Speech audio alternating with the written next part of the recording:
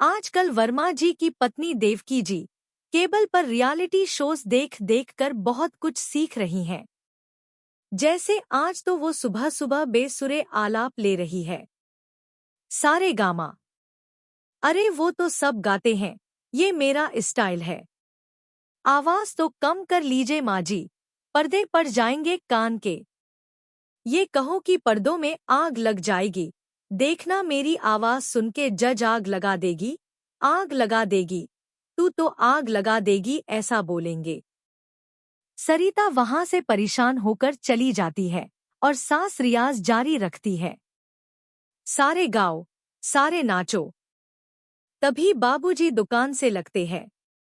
अरे देवकी, क्यों तानसेन बनी हुई है, तान से खून निकालूगी क्या?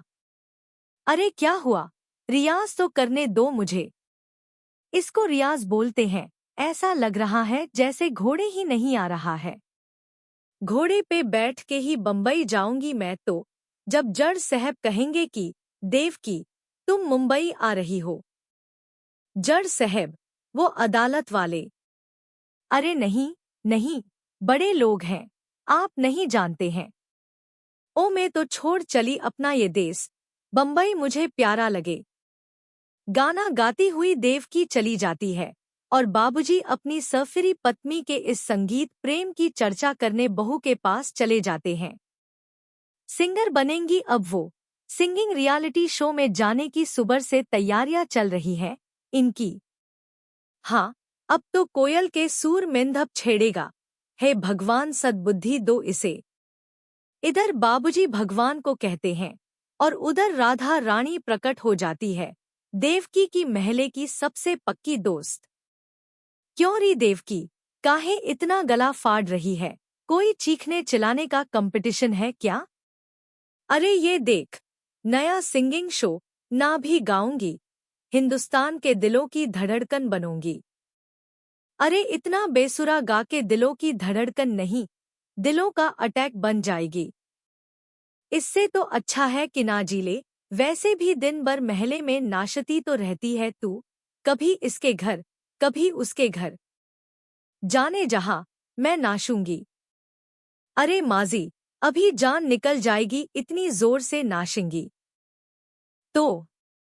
अरे अरे क्या कर रही हो, अरे दिख नहीं रहा, डांस कर रही हूँ।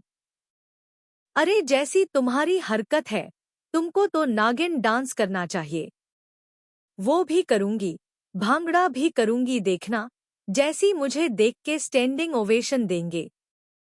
हाँ, स्टैंडिंग ओवेशन तो देंगे ही ताकि खड़े होकर वहां से भाग सके तुम्हारा डांस देखकर। कुछ ढकी चीज करो, ये रोज क्या नया शुरू कर देती हो। सास को लगता है कि उसका डांस का सीन भी बिगड़ गया।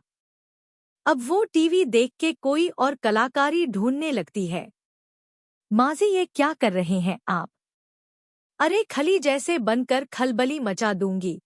कल मैंने खतरों के खतरनाक खिलाड़ी देखा और सोच लिया कि मुझे वही जाना है, हाँ बस। तभी वहां बाबूजी भी आ जाते हैं। अरे इतना भारी डंबल, अरे गिर मत जाना कहीं लेकर। अरे छुप करो, तुमसे कुछ नहीं होता इसका मतलब ऐसा नहीं कि मुझे भी कुछ नहीं होगा। मैं तो खतरों के खतरनाक खिलाड़ी में जाने वाली हूँ। हाँ, मैं तो इस शो में तग ही गया था जब तुमसे शादी हुई थी। तुमसे शादी करना भी खतरों के खतरनाक खिलाड़ी में जाने से कम थोड़ी ना। अब चुप भी रहे हैं। अरे बहू, वो भारी वाला डंबल उठा कर ला तो। अरे नाना माजी, आप संभाल नहीं पाओगी। अरे मैंने टीवी में देखा था, एक आदमी कार उठा लेता है, इतना तो मैं उठा ही सकती हूँ ना। बहू घबराते हुए भारी वाले डंबल माँ के हाथ में दे देती है।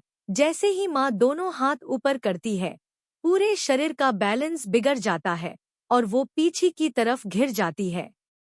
डंबल जाकर टीवी में लगता है और टीवी फूट जाती है। बाबूजी बहुत तेज हंसते लगते हैं। बहू भी सास को उठाते उठाते इस बार पर ताली बजाकर हंसने लगती है और बेव की फिर से गिर जाती है और इस बार बेव की भी अपने पीछे लगती है। अपनी बेवकूफी पे हंसी रोक नहीं पाती। अगर आपको ये कंटेंट पसंद आया तो वीडियो को लाइक और कमेंट करें और चैनल को सब्सक्राइब करना ना भूलें।